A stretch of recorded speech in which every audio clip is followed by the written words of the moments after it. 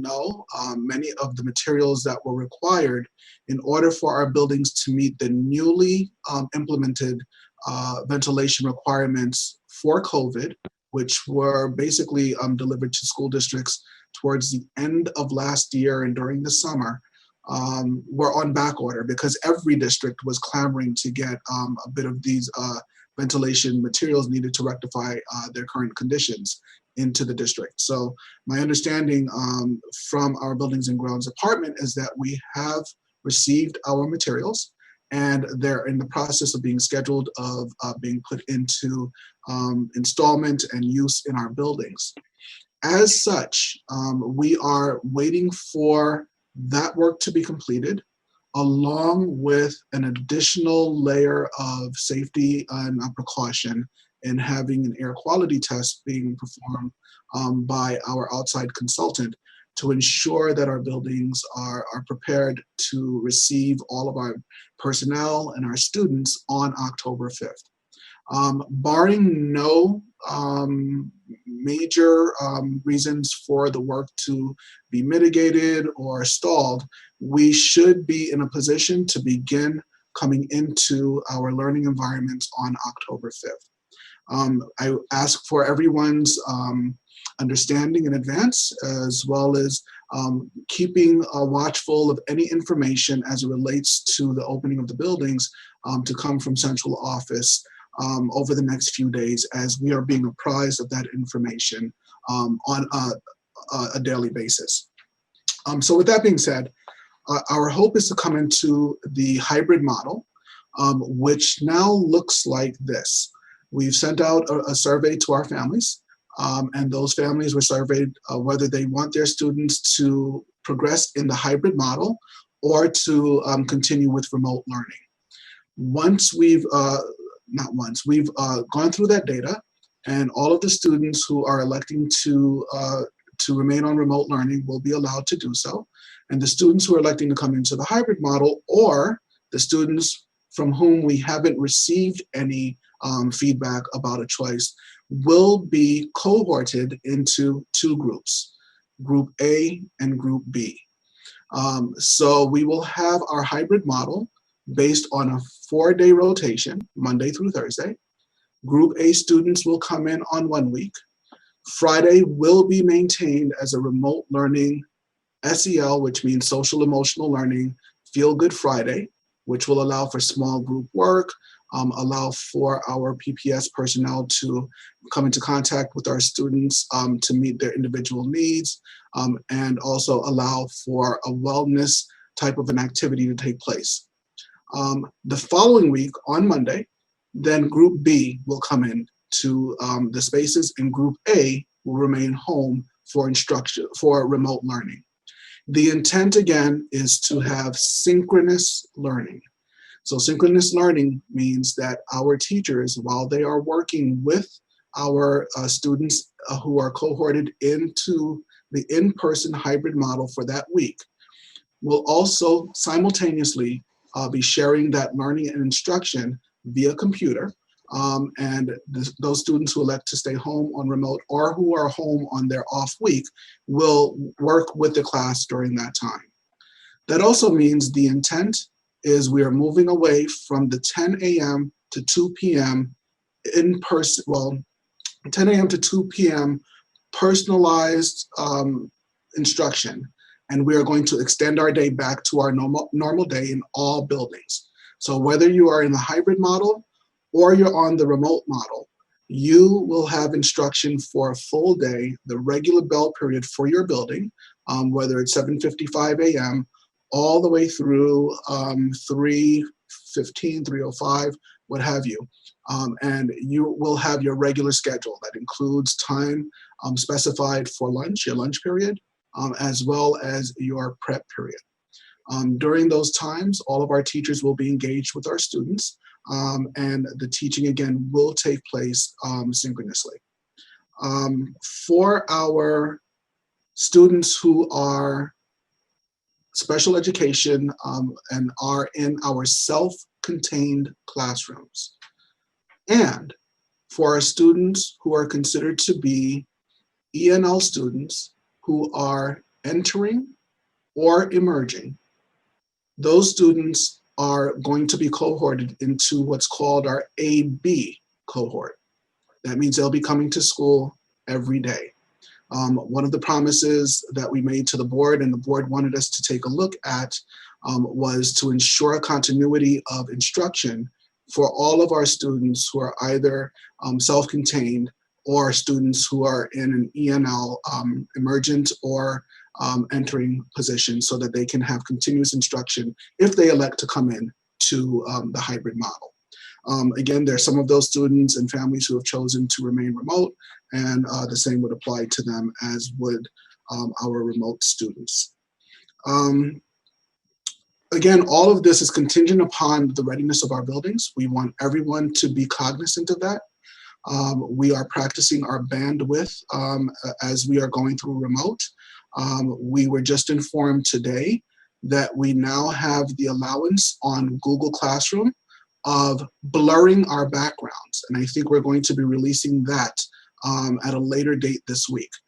So while we are prepared to have background images available to all of our personnel and our students that have a Greenberg Central School District email address, that availability is not readily available to us by Google.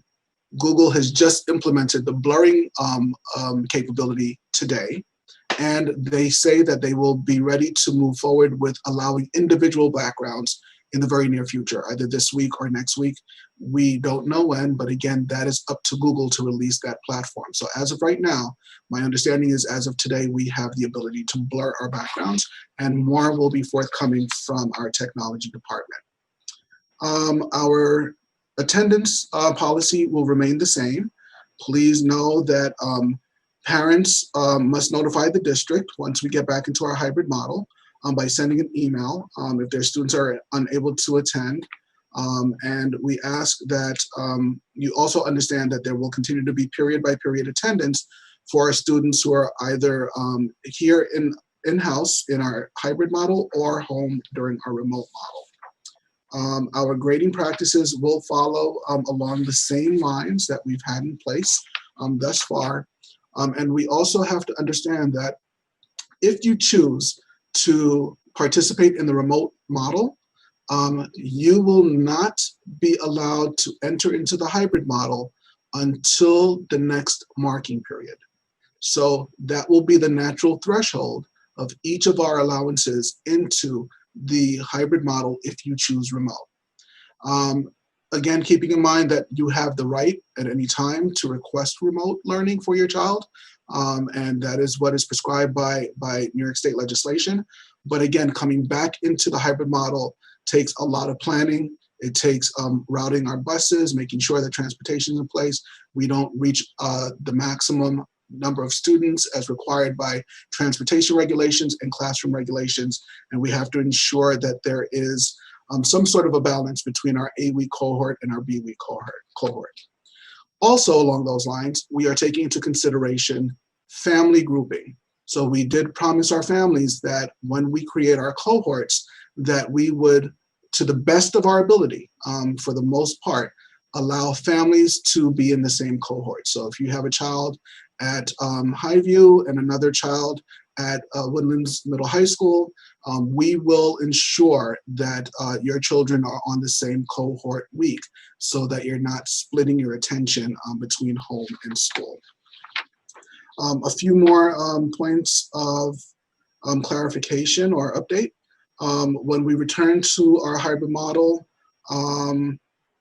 teachers will continue to proactively schedule times with students to meet on Friday to meet their needs outside of PLC learning. And again, we hope to attend to our students' needs while they are with us in our hybrid model, but we want to ensure that that capability is available to our students who are on the remote model as well. The question that's come up recently is, if the work at Bailey is not completed by October 2nd, and we will not utilize that building or employ the hybrid model, what are our other options? At this point, I just want to reiterate that we feel that we are in a very good place to be open on October 2nd in all of our buildings. Should that not be the case, we will revisit what our options are for all of our students.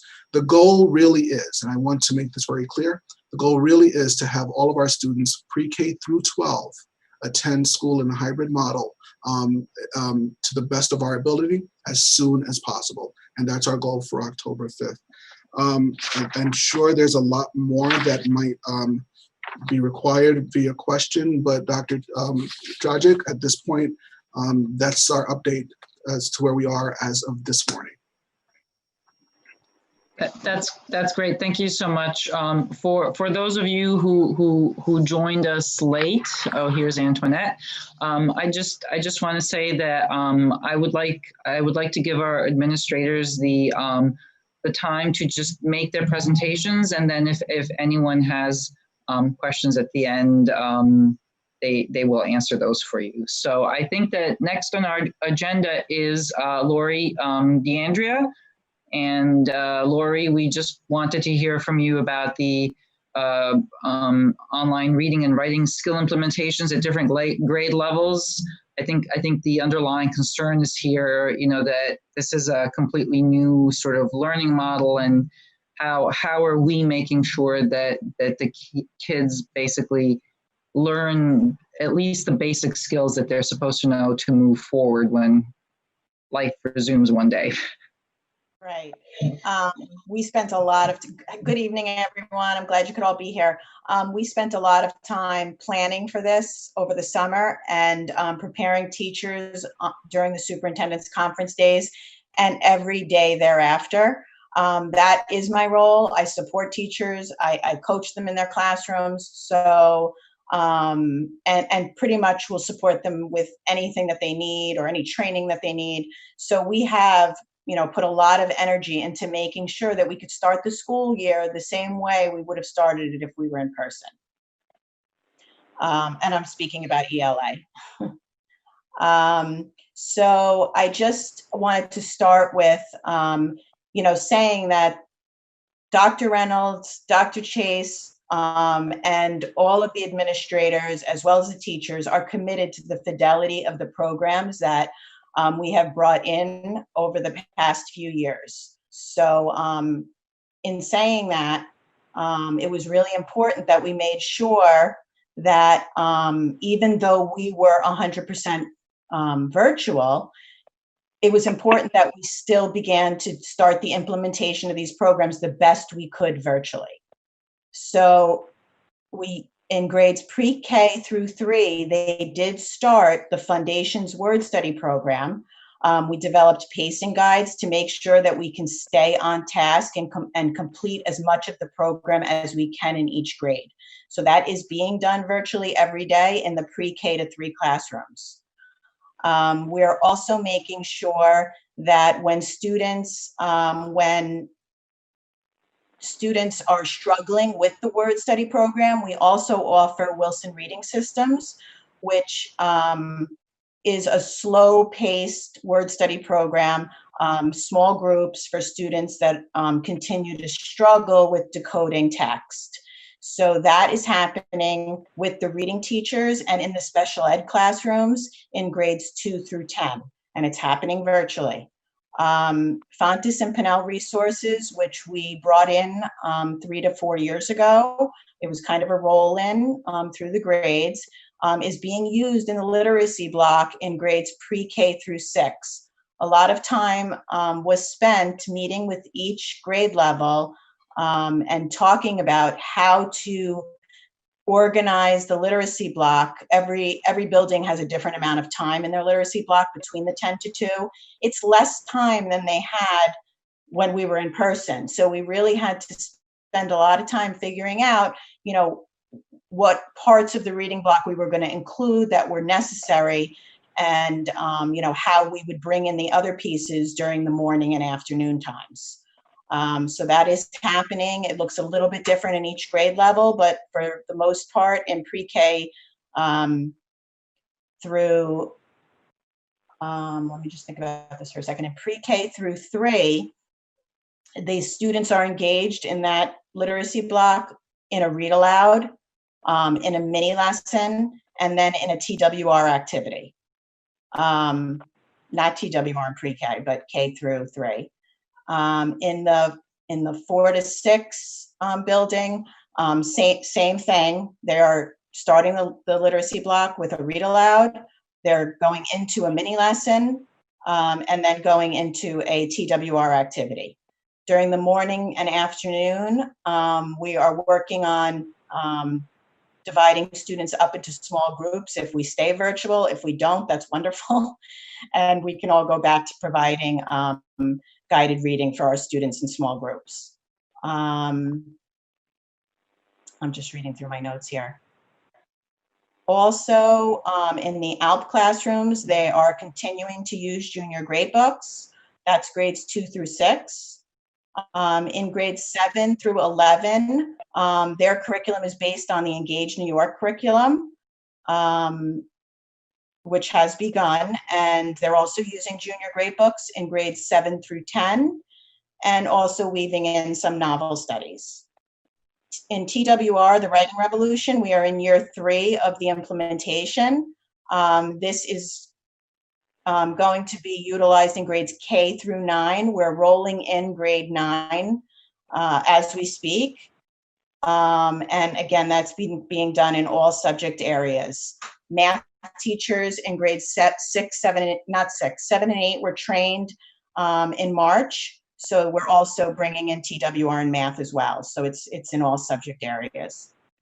So you're probably wondering, and I did talk about this a little bit, but how are we doing this virtually? So during the superintendent's conference days, all teachers were trained in Google training. Some needed beginning training because they had never used it before, Google Classroom, and some were engaged in more advanced training because they were using Google Classroom, and that support was provided. And teachers were very satisfied with that. I've also worked very hard with all ELA teachers to make sure that they had all the virtual resources that they needed from each program or company that we were partnering with. So, for example, Foundations put together over the summer for teachers something called a Fun Hub. And it was just an interactive way for teachers to share their screen with students and use many of the manipulatives that they use in the classroom. So I've made sure that all teachers had access to that and are able to use it.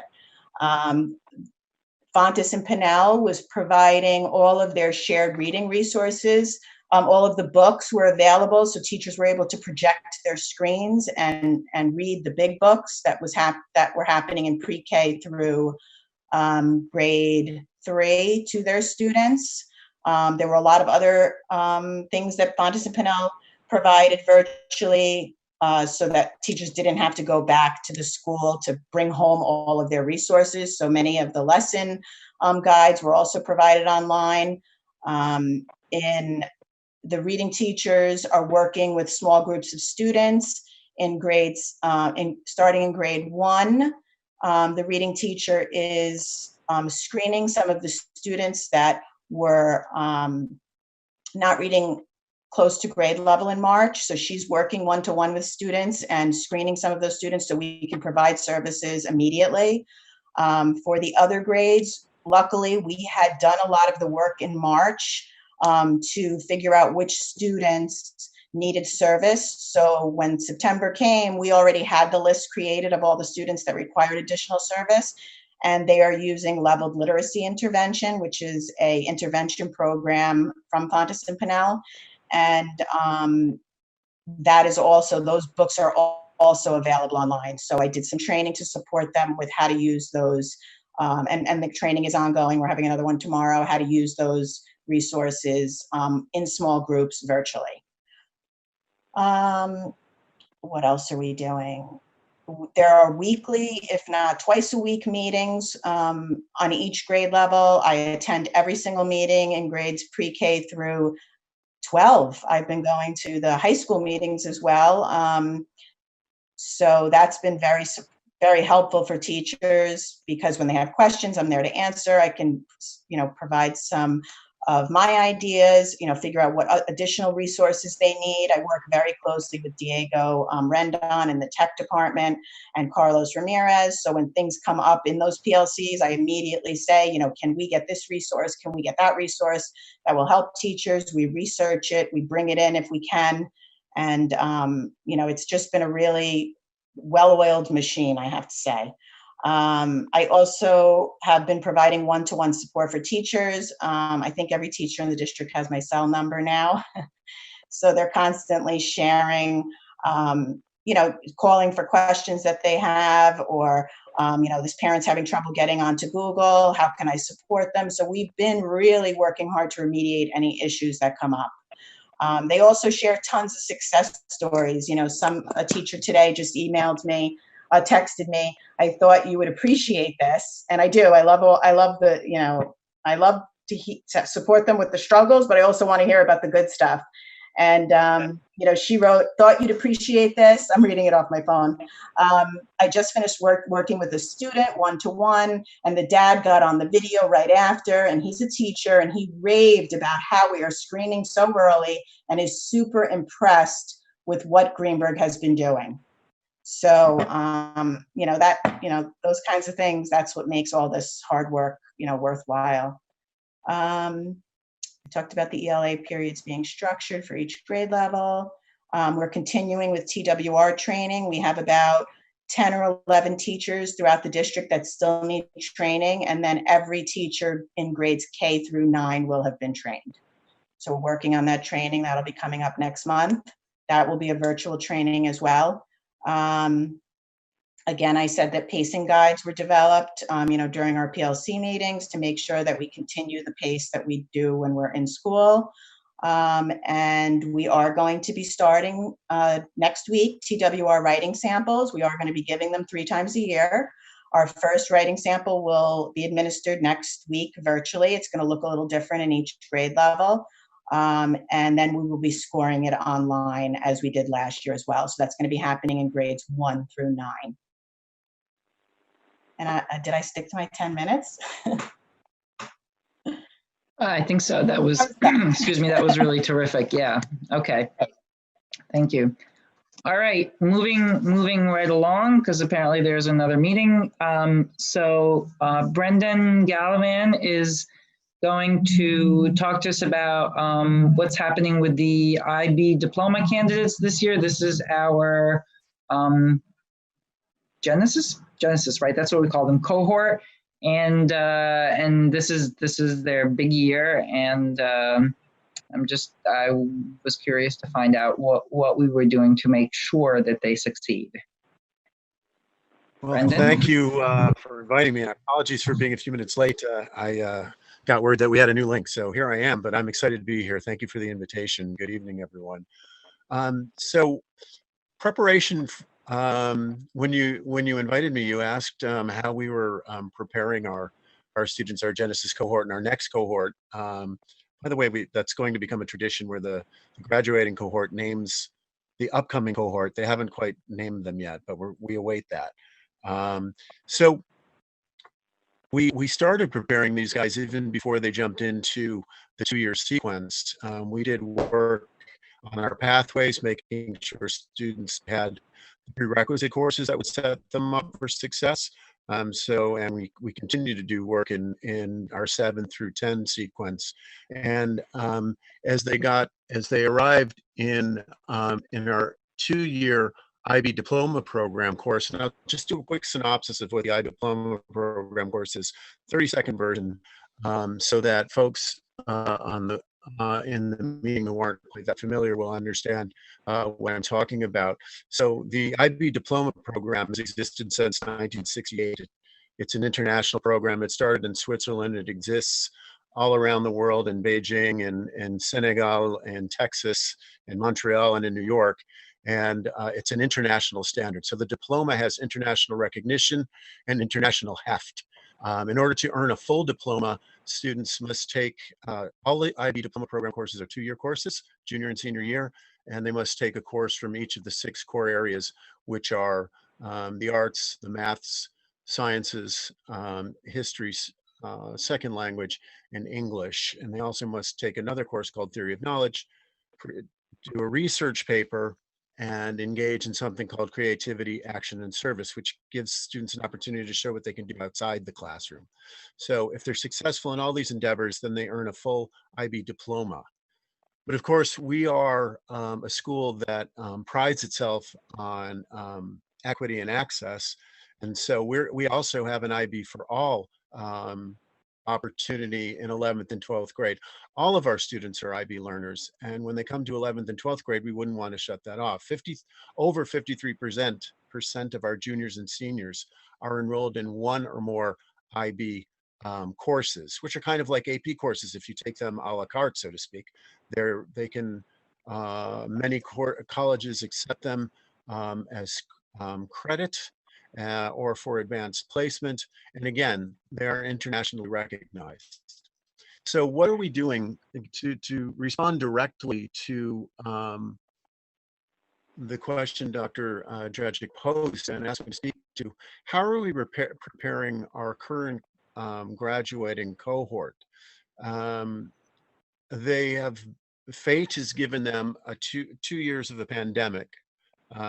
It's given the world 2 years of a pandemic.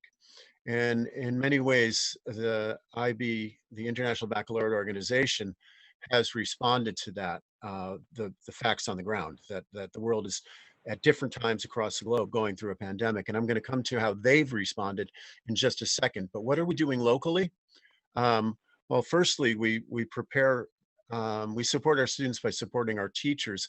So each of our teachers has had official IB training, as well as locally developed IB training and curriculum work done here locally for multiple reasons. We want to increase the agency and capacity of our teachers to design independently. So that one of the reasons, and become teacher leaders. Additionally, but that being said, part of being part of an IB school network of schools is having IB organization official training, and all of our teachers have engaged in that. So all of our science teachers, all of our math teachers, our English teachers have engaged in content specific international baccalaureate training. Again, we will be writing curricula for as long as we are teachers. So we write that in a differentiated way. We are part both virtually and in person when we can, part of a guild of IB network schools. In other words, a kind of consortium where we brainstorm and work with other schools to bring best practices, get hints on how to best meet the needs of our kids. Additionally, and I apologize for speaking so quickly, I'm just conscious that we're working in within a 10-minute time frame. I want to allow for questions as well. Additionally, we wanted to position, so when you're talking about a 2-year sequence, that's an adjustment culturally for teachers and an adjustment culturally for students too. So we wanted to support our teachers and students with resources that support a 2-year sequence.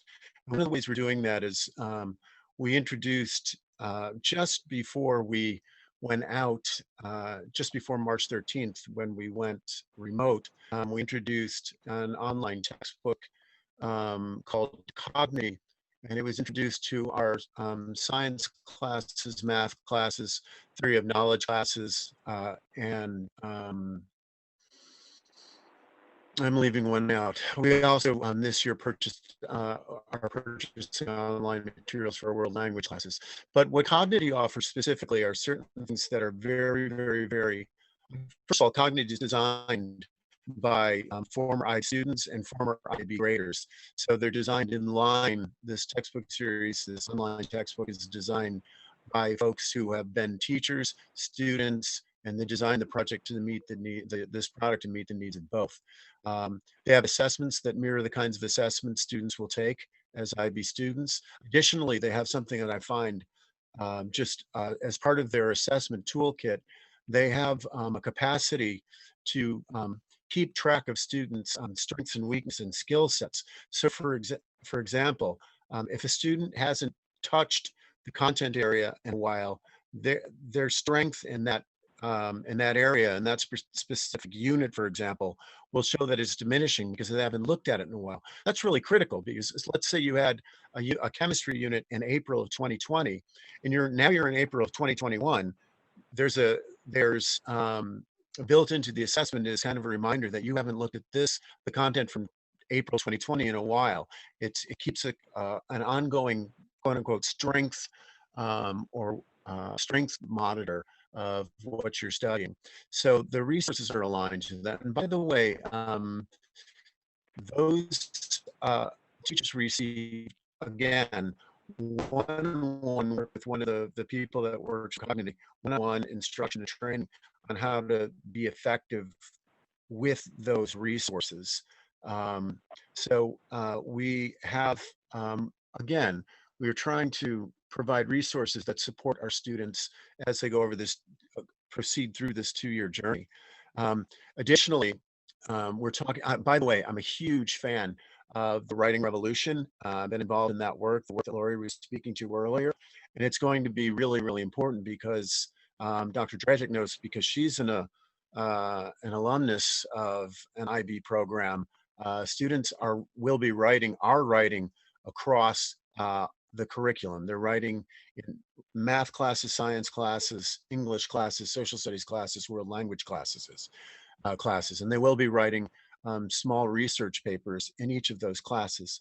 And so writing is a critical skill, and we're supporting that work in many ways, and supporting our teachers with the capacity to teach writing in those classes.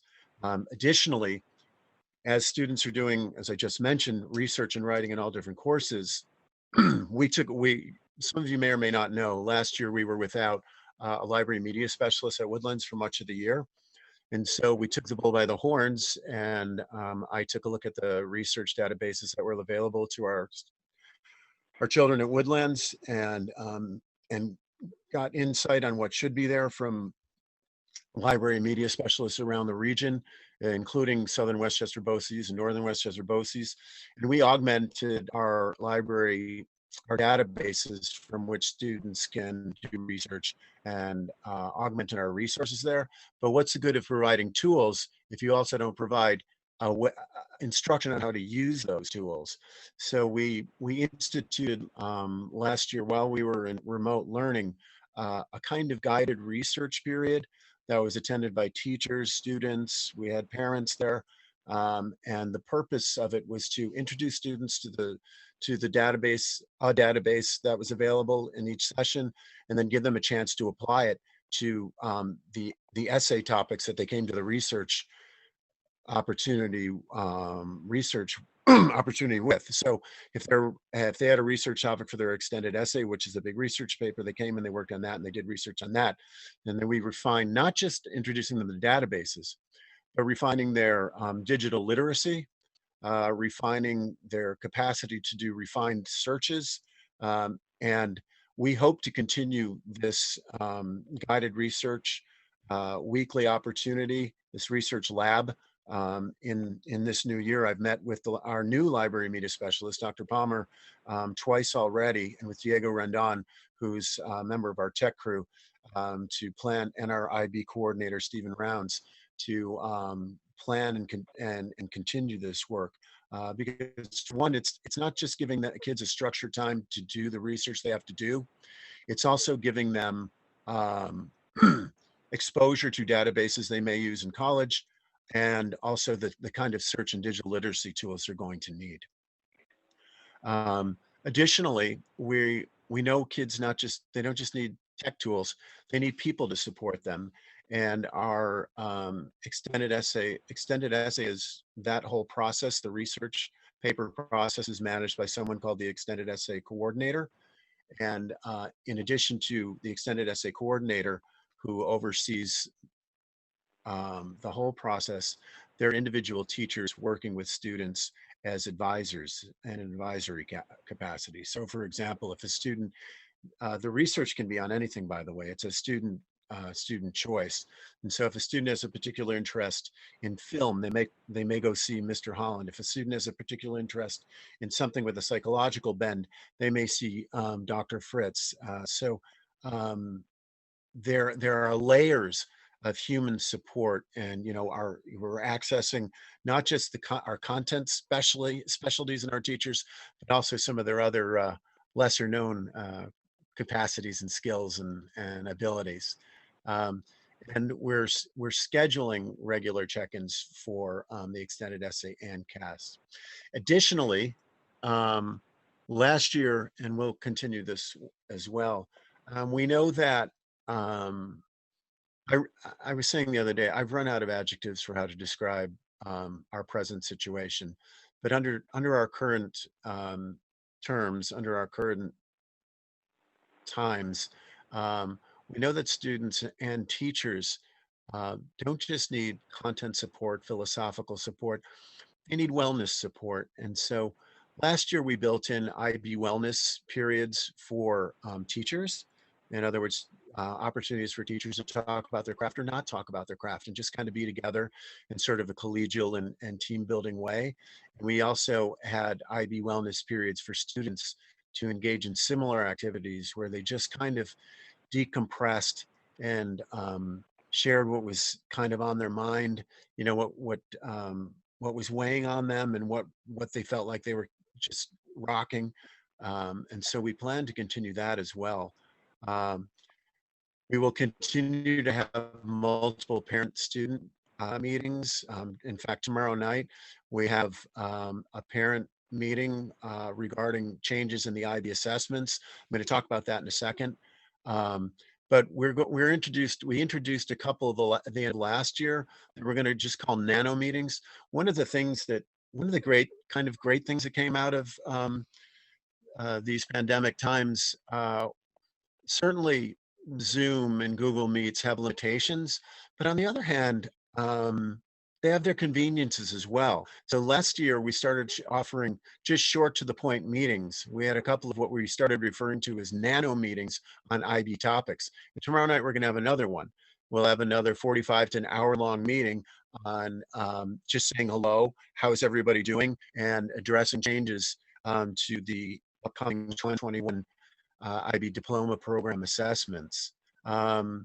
Incidentally, when we put the course offerings together, we put them together with a range of capacities and strengths in mind, including our own students. So when we decided what courses we should offer, we offered courses that we thought fit the profiles of our students' strengths, interests, and capacities. And we'll continue to do that. We're proposing new course offerings for future cohorts. They could be, depending on where we are academically and financially, those may be introduced in a year or 2 years. More about those down the road. So finally, I mentioned that all the ways that we've been supporting, and I mentioned very early in my presentation that the International Baccalaureate Organization has tried to be responsive to world conditions that are brought about by this unforgiving pandemic. And they have made adjustments to the IB assessments that will be taking place for our Woodland students for the first time the spring of 2021 in May, largely in May. Some of the assessments parts of the assessments for some courses will happen sooner. To put it simply, the adjustments that have been made by the International Baccalaureate Organization to the assessments, the IB assessments are typically multi-part assessments. They refer to each part of the assessment as a paper, which is kind of a misleading number because it's a paper necessarily. It could be just a written exam. But at any rate, they fall into 2 categories. The overwhelming majority of the assessments have had sections or parts of the assessments removed, taken away. So parts of the assessment will not be there. Concrete example, in the world language assessment had a listing portion which will not be administered in the 2021 administration of the assessments, at least based on information I received at the end of last week. Maths and science assessments, on the other hand, To put it in simple language, they're going to be curved. The adjustments will be made in the final scoring of these assessments. And incidentally, IB assessments are scored externally. Just a reminder that there are some IB assessments that are scored by Woodlands folks according to IB criteria, but just as AP exams are, the majority of IB assessments are scored externally. And so they're with the maths and sciences, many of those will be, the score marks will be adjusted, and also there are allowances. They're being more liberal with what they're considering for lab work, field studies, etc. So that's it in a nutshell. I forgot to mention that among the guided research, what we hope to do too is when we get back to hybrid learning, if we can, one of our science teachers, of course, wants to take advantage of Woodlands campus to do actual field work in our vernal pond and other natural resources on campus. So we're really looking forward to getting back, as we all are, we're really looking forward to getting back to school. But in the meantime, we have been doing quite a lot to build and continue to support our students. So I thank you very much for the time you've given me here. That's terrific. Thank you so much, Brendan. So again, we'll hold the questions, if any, until the end. And so our last speaker is Michael Mccoy, who this is kind of the newness of this committee, is that it's now education and wellness. So we're going to hear for the first time about various wellness programs and how that is being implemented through the screen, basically. Good evening.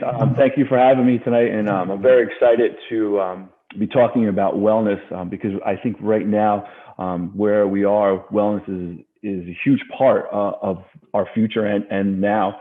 One of the biggest things that we've been talking with our phys ed teachers and health teachers is how we can incorporate more wellness into our phys ed program, and that is K through 12. Because right now we are learning through the screen, and it is hard. It is difficult, and we've worked with our phys ed teachers throughout the summer, meeting with them and talking to other phys ed teachers in the county and in the state of some ideas of what you can do and different things. And a lot of the same answer is wellness, because wellness can play a big part of it. The 8 components that we've talked about are in our wellness program are family, school, and community partnerships, physical education and activity, health education and life skills, healthy and a safe environment, social and emotional well-being, health services, staff wellness, and nutrition. One of the things in our wellness committee where we looked at last year was expanding our committee and adding a student or students to our committee, adding parents throughout the district in different buildings. Because we're unique because we have different opinions and different ideas for different buildings. So having students involved, not just high school, middle school and high school students, but the younger students also, and giving to us ideas of what they want to do and what they feel should be necessary. Last year, we had a plan to start with our WISE program. One of our students was going to do a WISE project. They were going to run a health fair / 5K race through our campus. And we were going to, the idea was last year we were going to do it as a preliminary, a trial run, where we were just going to do it with our students and see how it worked. And we were going to coordinate with our taste off, our Greenberg taste off. We were going to try and incorporate it some way where we can use our taste off to get more participation and also give awareness of health and safety. We want to continue that next year. Hopefully when we get back to whatever normal is that we want to run more health fairs in the schools and either on a Saturday or during the week, and invite our community in and offer services and bring in outside vendors to help us with that. We also want to work with communities, the Theodore Young Center, activities where we can do after school. One of the biggest things when I took over as athletic director here in the district is we have to start an intramural program where we have to get our younger students involved after school. We talk about how we can get more participation in sports, and that's the biggest way.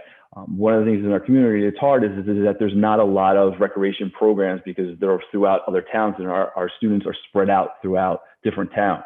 If we can build intramural programs, it will encourage students to participate more, it'll get students involved more, and it'll also give students more confidence in the ability of playing a sport. One of the other things we want to talk about is our PE and health curriculum. We want to bring health into our elementary schools with our PE teachers. So we are looking at our curriculum, our phys ed curriculum, where our PE teachers can add a health piece, simple things as nutrition and hygiene and things like that, to encourage our students to participate more in healthy ways. And one of the other things we've done last year is we started with the social emotional. Last year in the middle high school, we started a program. Ms. Jackson started it in E equals MH square, where once a month we met with groups. Each teacher met with a small groups, and we got to know the students. And one of the things that I took out of it, and I've been in the district for 15 years, so some of the 7th and 8th graders I had as kindergartners, and now they've gotten older. And just to get them to know them on a different level, when they were in kindergarten, it was, hi, Mr. McCoy, bye, Mr. McCoy. And now they're talking about their different ways where they're going to college and how their life is. And this program added to that and helped me get to know the students more. And I think helped them feel comfortable being in a new building. With COVID, it's been very difficult to stress physical activity. Since March 13th, our students and us have been sitting in our houses. They got out this summer, but there's not that much to do. And with this committee, that's why I want to work with the students and the parents to find other ideas and get other ideas out there and address those activities. I know there were some questions that I saw the email that was sent out about the social emotional piece. And we're looking at different programs.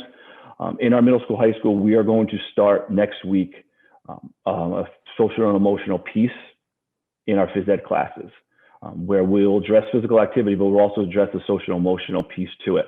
Last year, our phys ed teacher in Lee F. Jackson worked with our social worker and went into the classroom. Besides having PE, they'd have PE one day, and he would also on another period would go into the classroom and work on social emotional activities.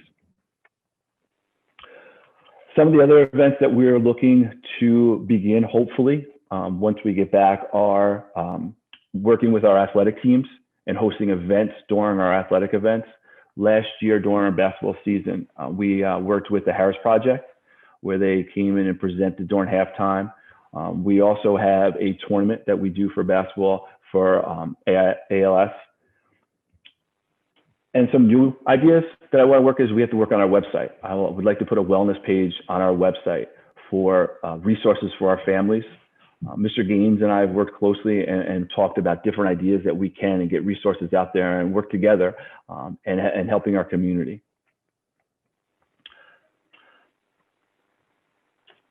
That's about it, all I have. I'll wait for any questions that we might have. That's great. That's really terrific.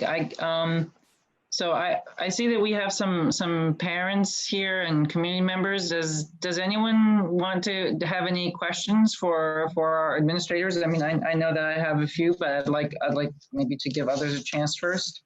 Dr. Dragic, if I may. So Yeah. questions have been put into the chat, which is probably the best forum. We can read those out and then answer them. Oh, I'm sorry. I was not following that because I was taking notes. Okay, would you mind? I'll read them out if you don't mind. Absolutely. Go right ahead. Sure. So question from Chris's mom is, can students receive Foundation's workbooks so that they can follow the line guiding and write the letters appropriately with spacing, etc.? And that's for Ms. DeAndrea. Yeah. So we are working on that. Unfortunately, because the orders got placed a little bit later because nobody was in the building to receive them, and the companies are a little bit on a backlog, we're still waiting for the order to come in. But I did go to Lee F. Jackson last week, and Patricia Simone and I counted all of the extra workbooks that we have so that we could potentially give those out.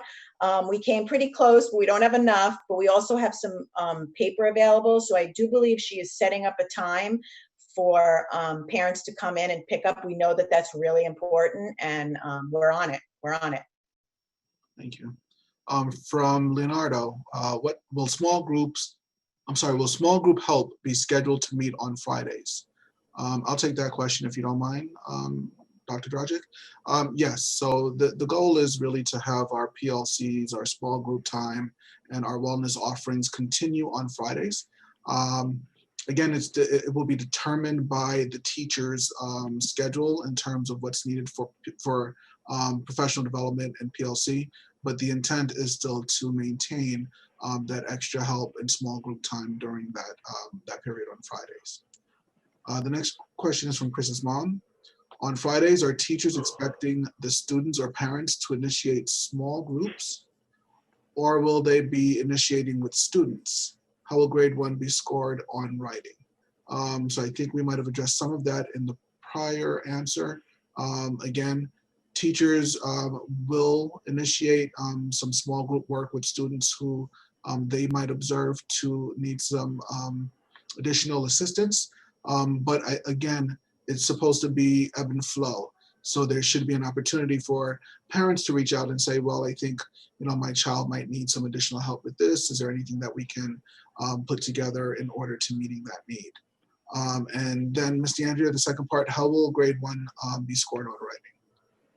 Okay, I just wanted to address the small group work. I think there's lots of different types of small groups that are happening within the district. Some can be parent initiated, like you said, Dr. Reynolds, but as far as reading teachers, they are providing small group instruction, and it is a scheduled meeting that the students will have in their schedule, either before school or after school. I know it already started at RJ Bailey, and I believe at Highview it started this week.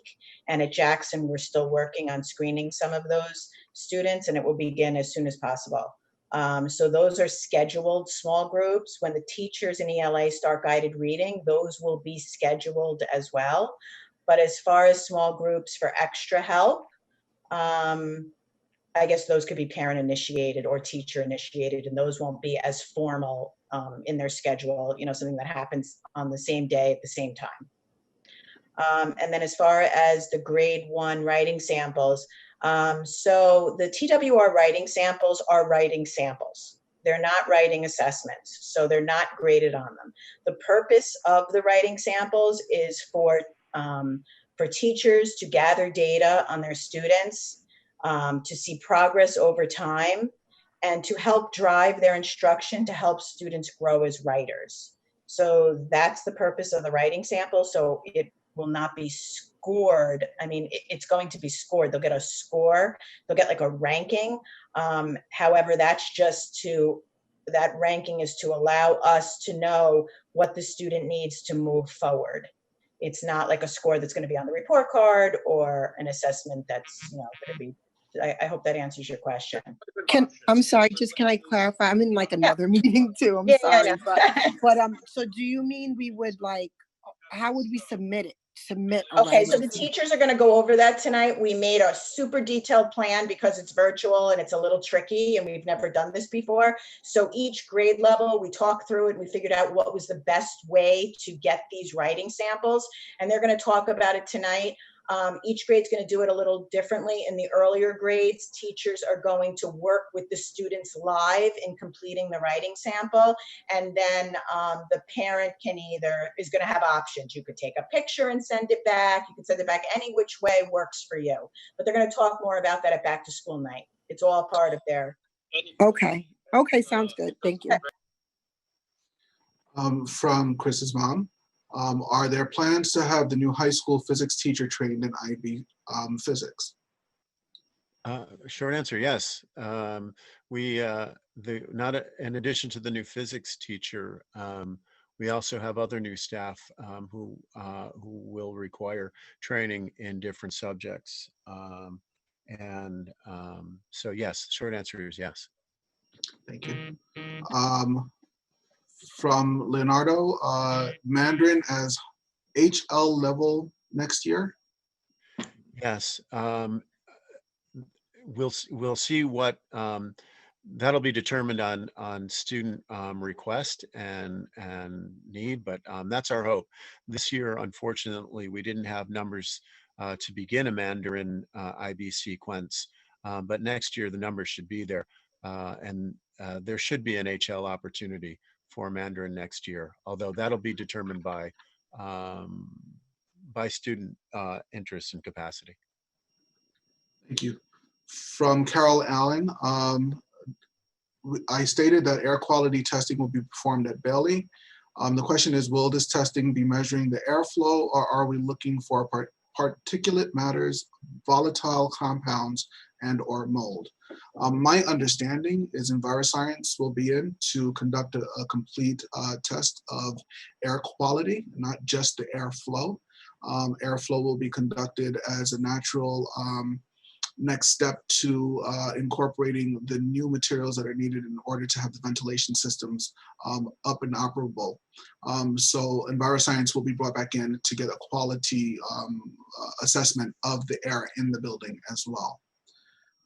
From Katie McGee, how is attendance being taken on the Fridays? This past Friday was not obvious. Good question, thank you. So keeping in mind that New York State is still under the guidance of do no harm for days that are remote, we anticipate that all students will be present for social emotional learning.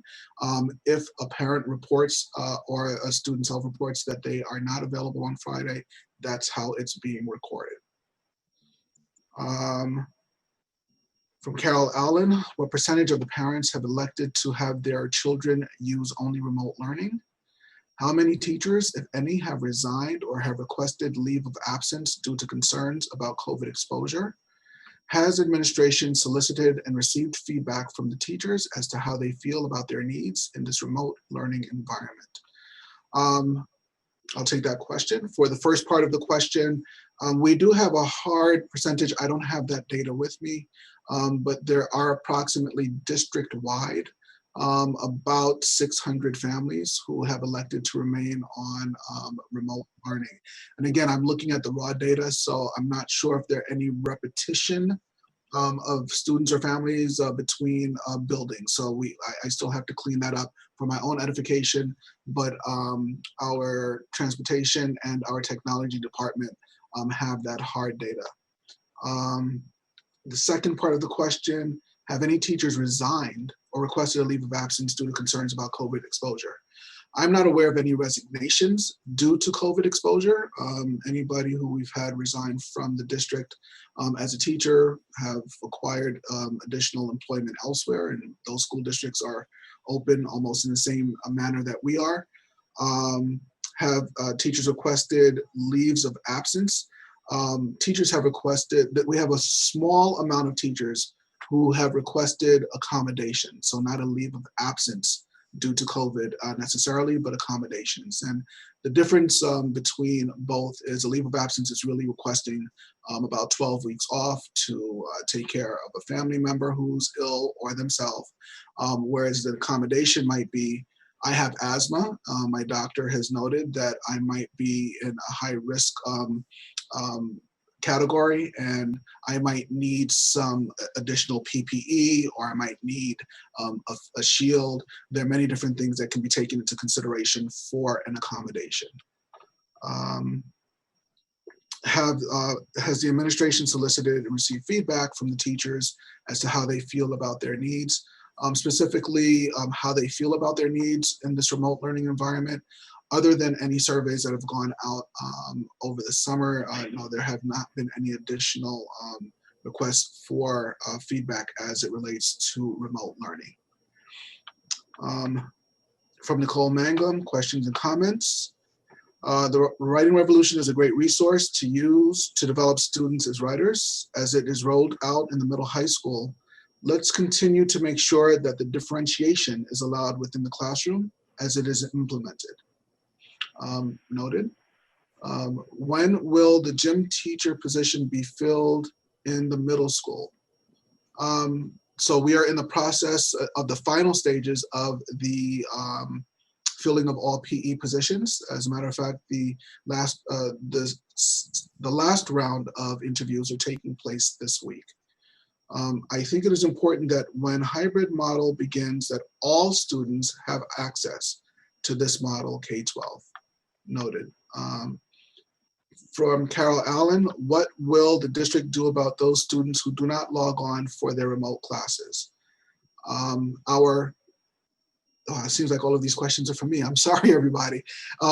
So our attendance policy has not changed. So outreach must be maintained and will come from the building.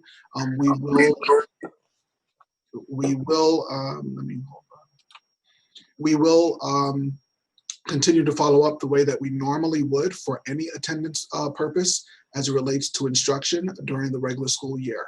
So our attendance policy is still in place. What will we do about the lost students who do not show up for remote classes? Along the same line from Dr. Dragic. Do you agree? Did that answer your question? You're muted, Doc, yes? Yes, it did, yes. Thank you. From Katie McGee, Mr. McCoy, where does drug abuse prevention education fit in the health and wellness curriculum? Which grades receive it, and what sources do the teachers use for lessons? We offer health to students in 6th, 7th, or 8th grade, and then they get it once in the high school, usually towards 10th or 11th grade. It's touched upon in 6th and 7th grade, but we're sensitive to the issues that we address. It's more addressed in more depth once they're in the high school, and that's where we really get into drug prevention. Our teachers use up-to-date information, with current events is the biggest thing that they would. Last year we used a lot of the current events and situations. Thank you, Mr. McCoy. From Dr. Dragic, what will happen to extended essays that require field and lab work? So as I alluded to earlier, the International Mccoy Organization is making allowances for lab work in classes, as well as lab work necessary for research papers. And if you don't mind, Dr. Dragic, I'll just read from the language from the guidance document that the IB organization sent us last week. So this refers more specifically to lab work, but it also pertains to research papers. It says, given the extended nature of COVID-associated disruption, it may prove to be challenging to complete the number of practical hours for DP Sciences. Teachers are encouraged to continue to explore with students a full range of subject-specific skills and techniques as is possible under the current circumstances. If students have access to technology, for example, any time spent on virtual tasks, exploring simulations, extracting and analyzing data from a database, or modeling exercises can all contribute toward practical hours in research. That's the IB language. Okay. I was going to try to group these together now. This keeps moving. From President Darden, it is my understanding that there were writing struggles in IB. How was this addressed? What were the particular issues? Along the same lines in IB, from President Darden, again, what specific measures are in place? Oh no, that's different, I'm sorry. Mr. Galvin?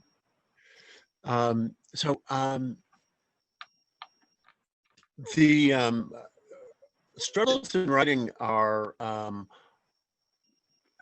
let me start by saying, at the end of the year, and this would be part of my glows and grows on one of the other questions you asked, Madam President.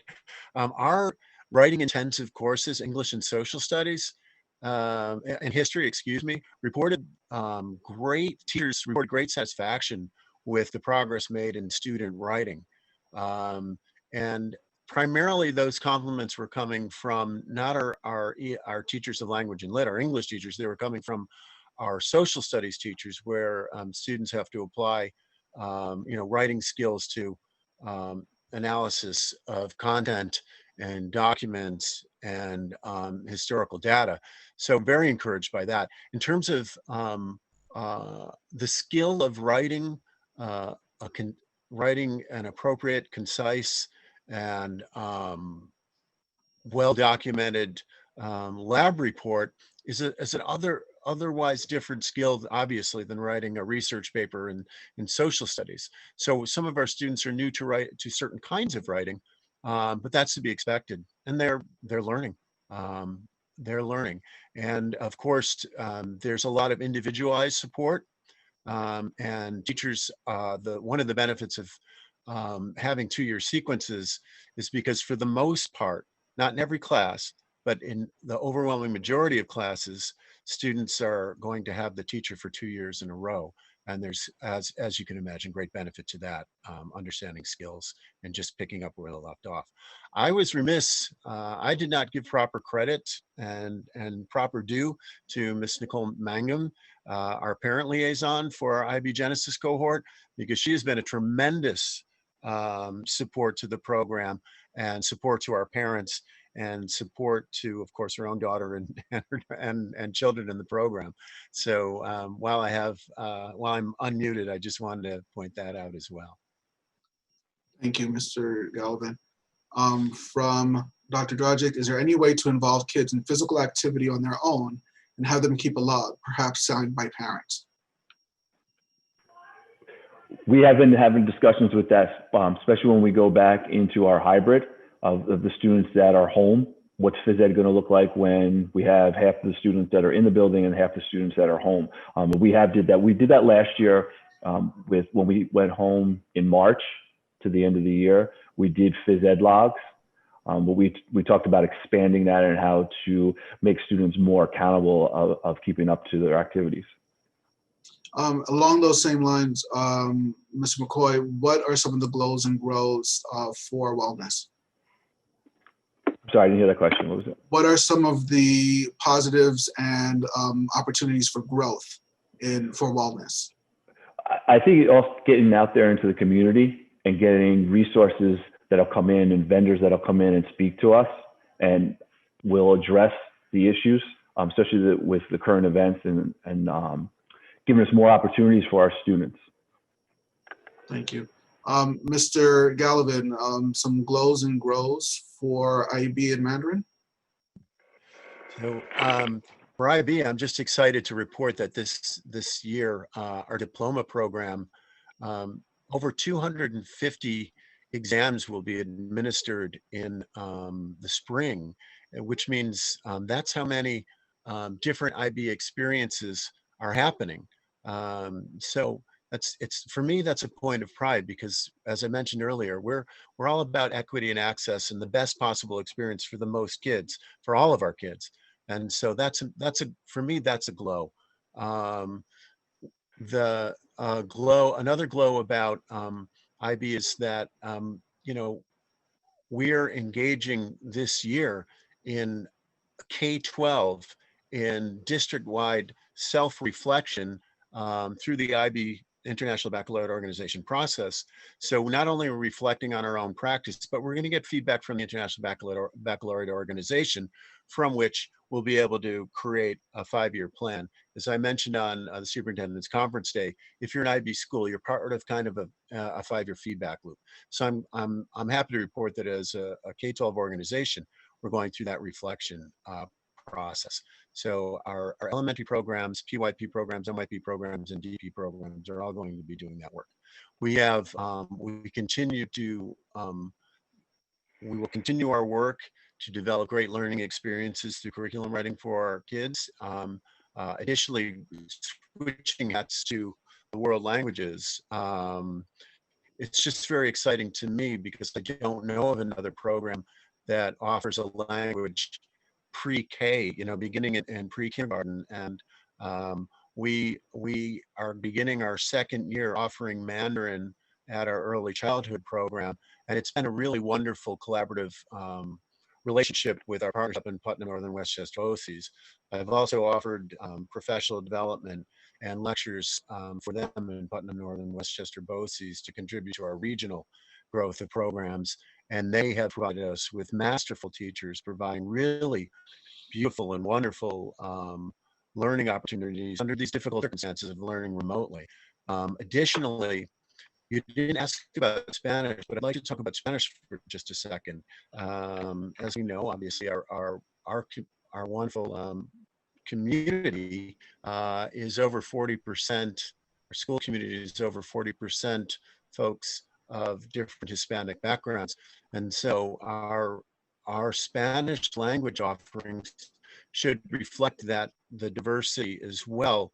And in addition to differentiating, in the kinds of ways we discuss culture, we have now for the second year in a row a strand for students, and we hope to bring it down to Bailey too. A strand for students of Spanish who are accelerated. Either they're accelerated because they have some native familiarity or heritage familiarity, or they're just exceptional students of Spanish. And we have 7th and 8th grade sections that address those students, those groups of students' needs. And of course, they continue through our upper level offerings differentiated that way. So I'm just very excited that not only do we have languages, but we have languages that meets multiple different kinds of needs at different grade levels. And the work continues. We continue to work on all of our programs. Thank you very much, Mr. Gallivan. In relation to ALP, I will focus on the glow, being that we're able to offer it this year in continuity.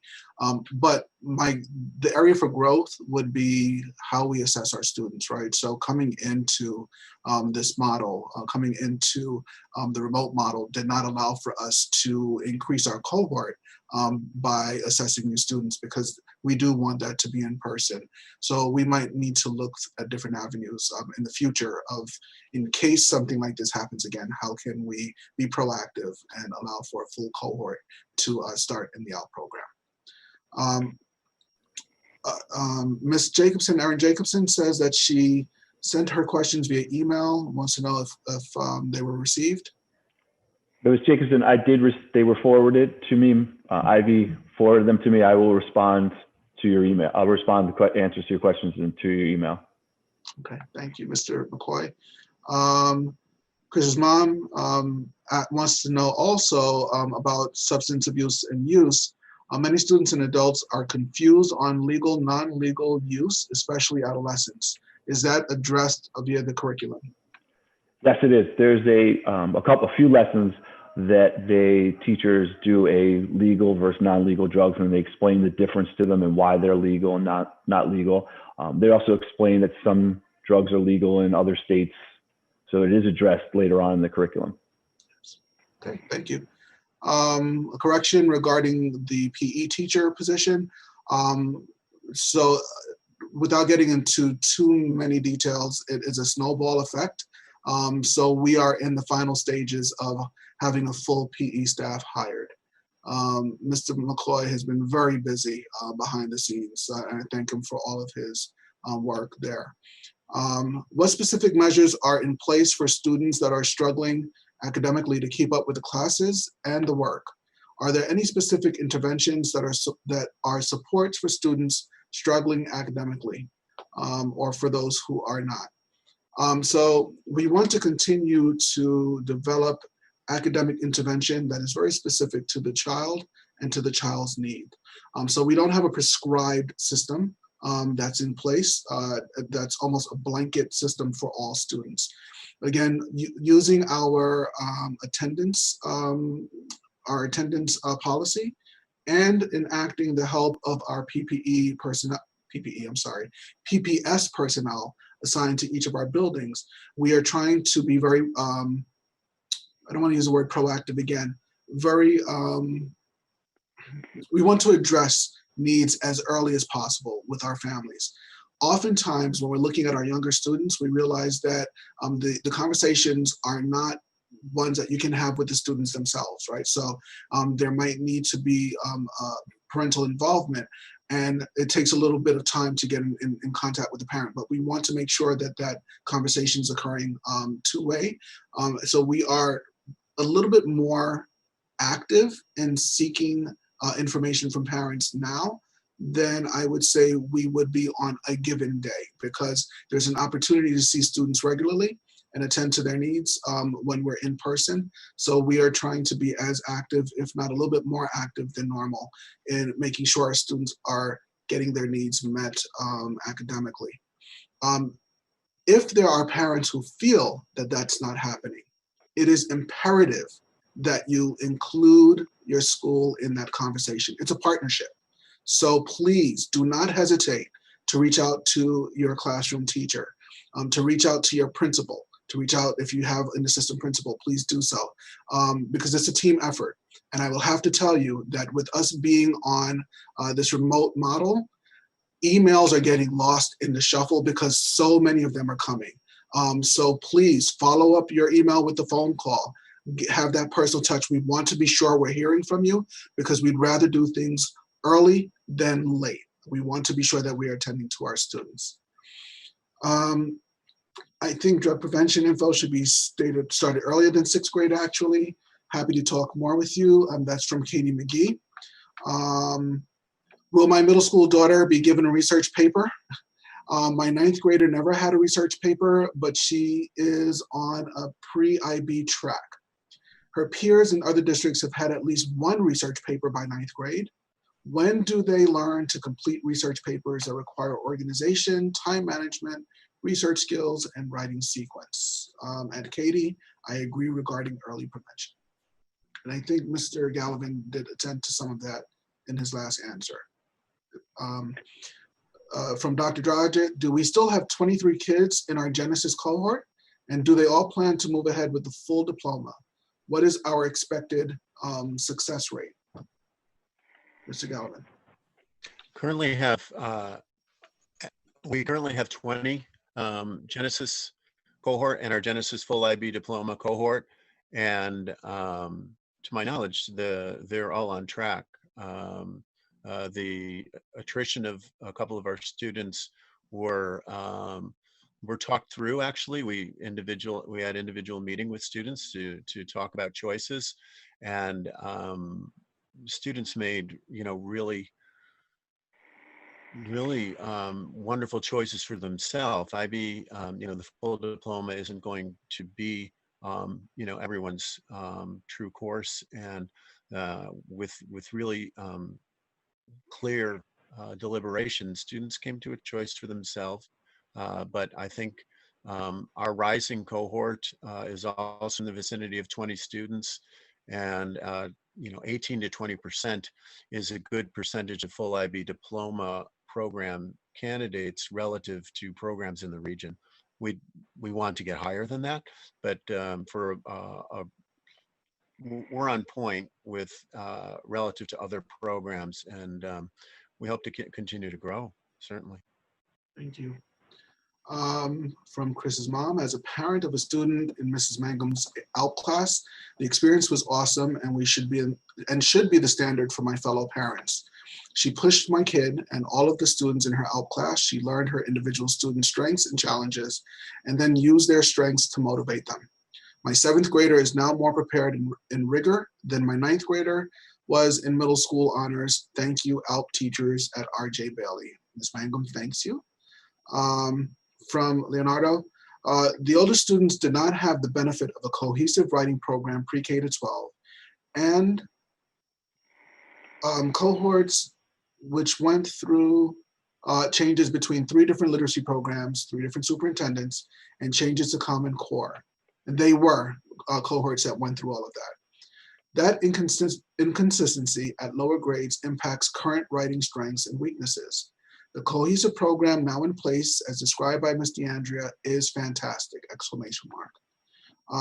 From Chris's mom, can we have newer teachers somehow observe and learn from ALP teachers at R.J. Bailey?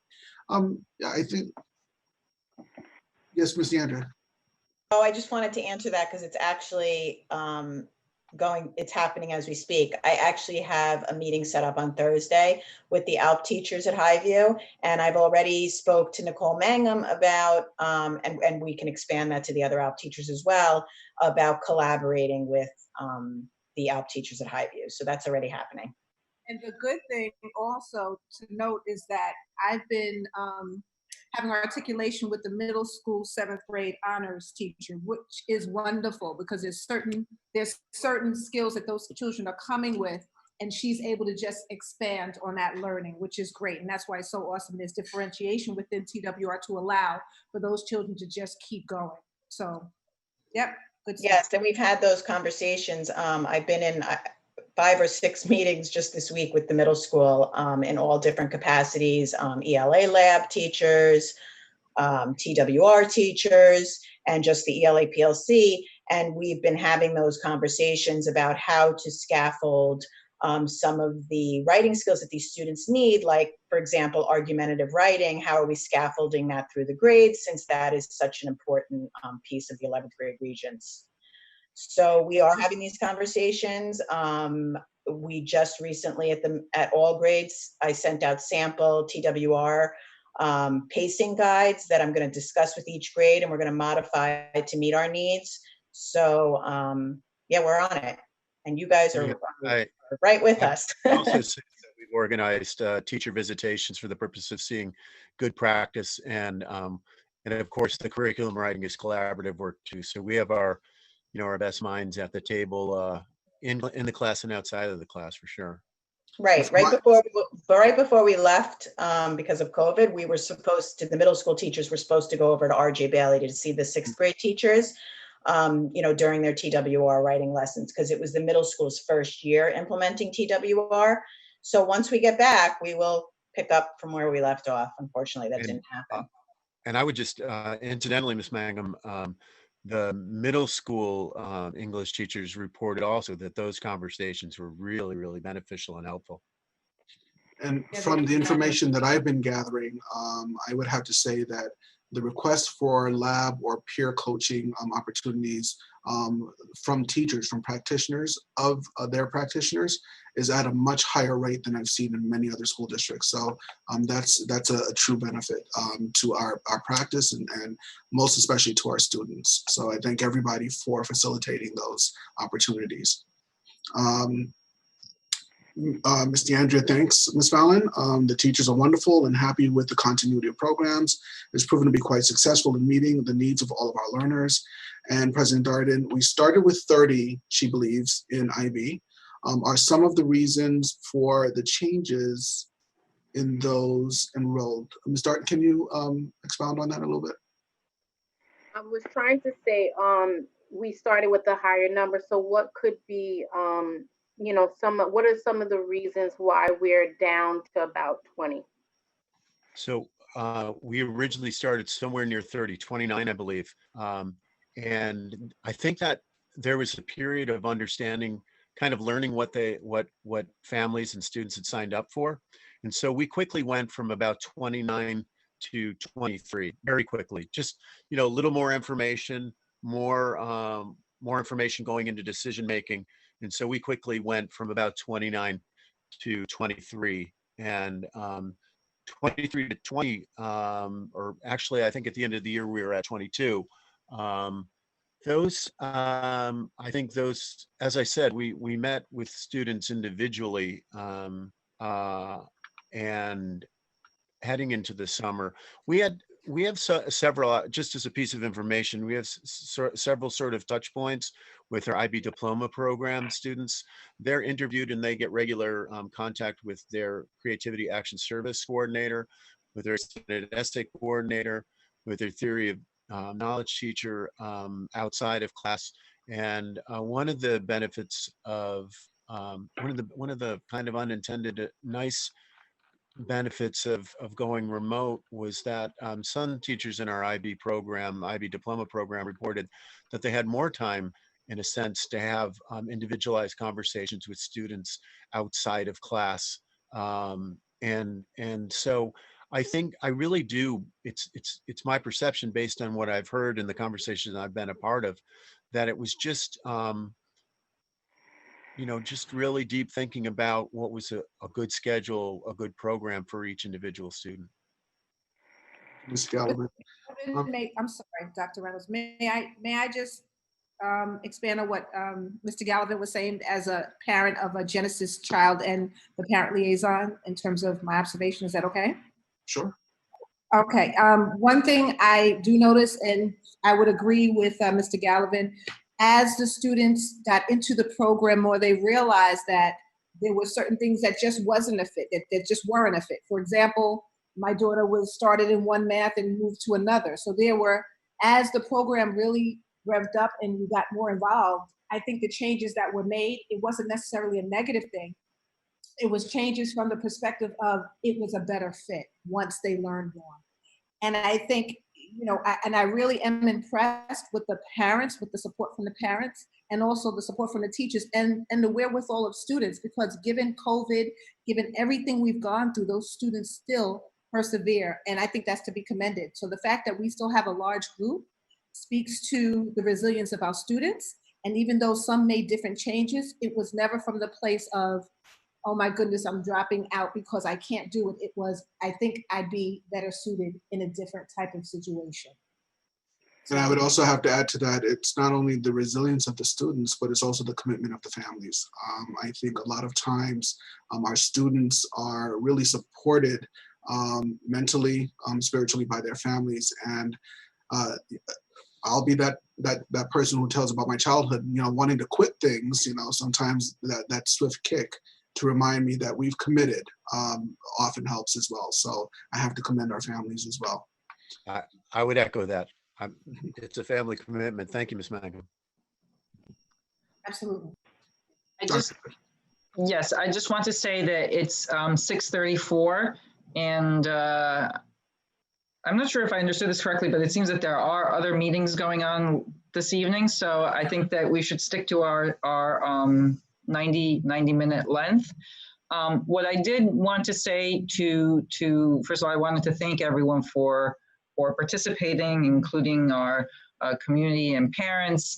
And I just wanted to say, please email the committee with any suggestions for topics that you might like to have addressed at the next meeting. We won't be able to satisfy everyone right away, but I think it's important to sort of get feedback from parents to, in terms of what it is that they really want to hear more about from our teachers and administrators. So that's all I wanted to say. And I think that we can probably wrap it up. Sorry, my kids are texting me. Any last remarks, Dr. Reynolds? Anything you'd like to? Thank you very much, Dr. Dragic. Firstly, I would like to thank the board members who are on this call for this opportunity to share with you all of the great efforts that we are making in this district. I would also like to thank my colleagues for joining us this evening and for providing their levels of expertise. I thank you very much. And to our community members for joining us. Without you and your support and your involvement, we will not be able to improve what it is that we do for children on a daily basis. So I want to thank each of you for being loyal to us and for holding us to the fire. Thank you. Thank you all so much. Thank you, everyone. Thank you. Have a good night. Have a good night. And now I don't know how to get out. I don't know if I'm hosting, if I have it, but. No, I'm the one, actually, I think, or Laser and I are co-hosting, actually. So either of you should be able to hit the leave meeting, and then it should pop up Okay. for all, and it closes everybody out. Okay, take care, everybody. Thank you, everybody, for your time.